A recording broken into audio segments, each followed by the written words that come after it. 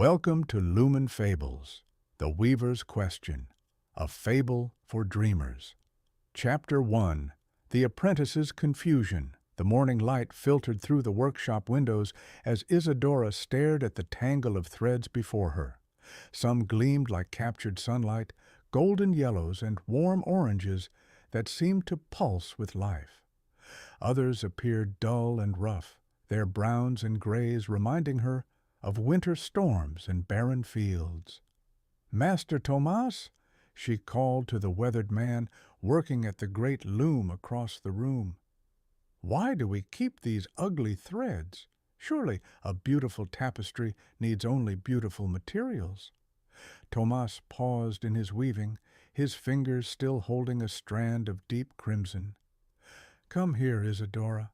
Tell me what you see in this corner of my work." She approached the loom where a partially completed tapestry stretched across the frame. Her eyes immediately found the bright sections, a field of wild flowers rendered in brilliant purples and greens, a sky of the clearest blue she had ever seen woven. "It's magnificent," she breathed. "The colors sing together." "Look closer," Tomás said gently. "What gives the flowers their shape? What makes the sky seem to stretch beyond the fabric itself?" Isadora studied the weaving more carefully. Slowly, she began to notice the darker threads, not featured prominently, but there nonetheless. Thin lines of deep brown that defined each petal's edge, subtle grays that created shadows, giving the flowers dimension, even tiny threads of black that somehow made the blues appear more luminous. "I see them now," she whispered. "The dark threads, but they don't make it ugly." "No," Tomás smiled. "They make it real." Chapter 2, The Difficult Commission. The next morning brought an unexpected visitor. Esperanza entered the workshop with careful steps, her silver hair braided with small blue ribbons that caught the light. She carried with her a cloth bag that she handled as if it contained precious stones. "Master Tomás," she said, her voice soft but determined, "I have a request that may seem strange. I want you to weave my grandson's story into a tapestry, all of it, the good years and the difficult ones, the choices that brought joy and the ones that brought sorrow." From her bag she drew out threads of every description. Some were clearly expensive, silk threads that shimmered like water, cotton dyed in colors that seemed to hold light within them. But others were rough hemp, frayed wool, even what appeared to be string that had been mended multiple times. "These threads," she explained, "I've collected over his 25 years. Each one represents a chapter of his life. The silk is from his wedding day, this cotton from when his first child was born. But these rough ones," she touched the hemp gently, "these are from the year he lost his way, when he made choices that hurt everyone who loved him." Isadora watched from her corner, fascinated and troubled. "But, Señora," she found herself saying, "wouldn't you prefer a tapestry that shows only the beautiful parts of his story?" Esperanza turned to her with eyes that held both sadness and profound love. "Child, if I showed only the golden threads, would you understand how precious the light became to him? Would you see the strength it took for him to choose hope again?" Tomás nodded slowly. "We will weave your grandson's true story, Esperanza. Every thread." Chapter 3, The First Attempts. For days, Isadora struggled with her assigned portion of the tapestry. Tomás had given her the section representing the grandson's difficult period, those rough, unforgiving threads that seemed to resist every attempt at beauty. She tried arranging them in hidden corners, minimizing their presence. She attempted to soften their appearance by surrounding them entirely with prettier threads. Nothing worked. Either the section looked dishonest, or the beautiful threads seemed to lose their vibrancy when forced to carry the weight of hiding something.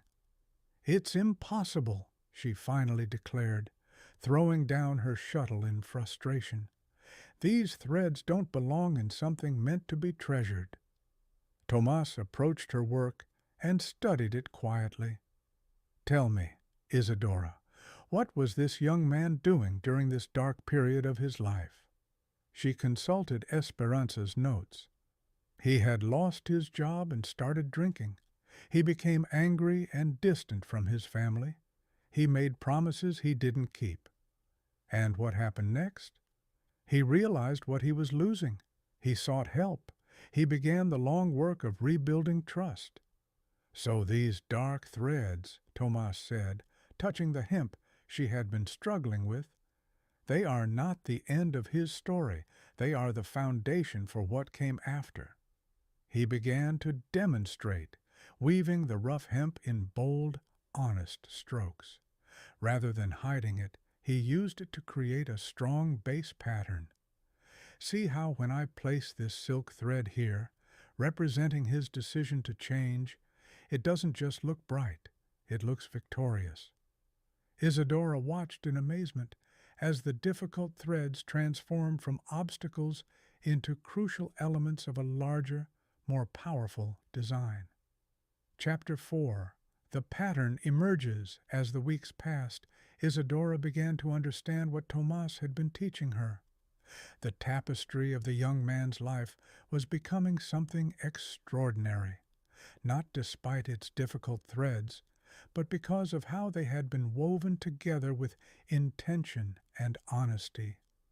She found herself looking forward to each day's work, curious to see how the next section of the story would unfold in thread and color.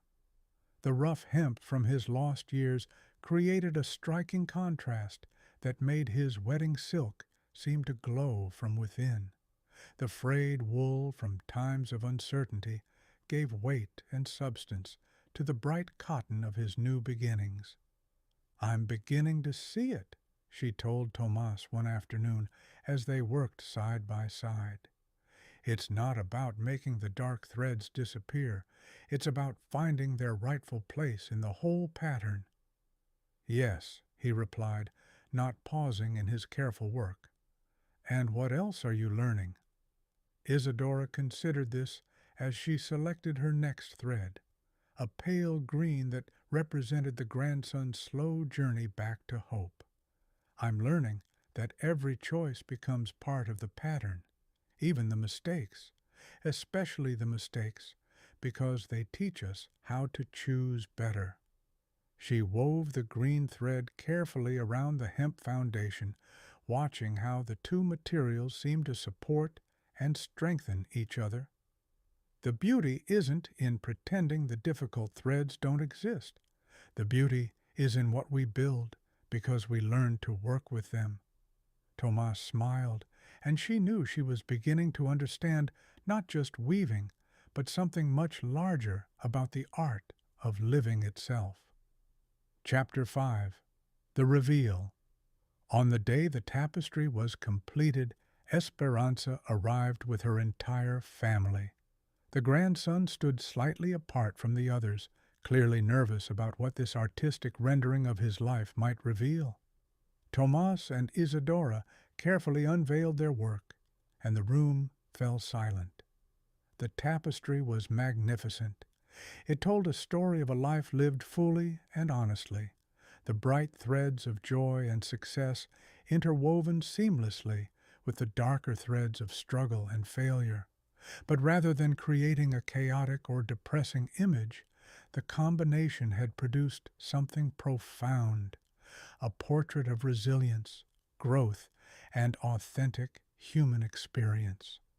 The grandson stepped closer, his eyes tracing the familiar patterns of his own choices rendered in thread. When he reached the section representing his darkest period, Isadora held her breath. But instead of shame or regret crossing his features, she saw something else, recognition and, surprisingly, gratitude. "It's all here," he whispered. Everything I tried to forget, everything I was ashamed of, but it looks like it belongs. His young daughter, no more than 7 years old, pressed close to the tapestry. Papa, this dark part here, it makes this bright part look like sunshine. The man knelt beside his daughter, and Isadora saw tears in his eyes. Yes, minha querida, yes, it does. Chapter 6. The Master's Gift. That evening, as they cleaned the workshop, Isadora found herself looking at her own collection of threads, the materials she had been gathering for her first independent project. "Master Tomás," she said slowly, "I think I understand now why you never let me throw away the broken threads, the ones with knots, the colors that seemed too dark or too bright." He paused in his sweeping and looked at her expectantly. Every thread has been chosen by life itself to be part of someone's story. My job isn't to decide which threads are worthy. My job is to discover how to weave them together into something true and beautiful. She held up a piece of rough gray wool that she had once considered useless. This thread might be exactly what someone needs to show that they survived their storm.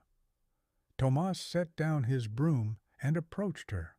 From a drawer, he pulled out a bundle of threads she had never seen before, some gorgeous, some damaged, some unusual beyond description. "These are the threads of your own story, Isadora. I have been collecting them since you became my apprentice.